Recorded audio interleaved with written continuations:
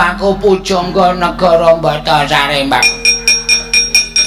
Asmane sinten, Mbak? Aku Begawan Liceng Suwi. Liceng Suwi. Ya kowe Petruk ta, Witara irungmu dawa. Nggih. Ayo bapakmu tak bondo. Nun, bapakmu tak bondo.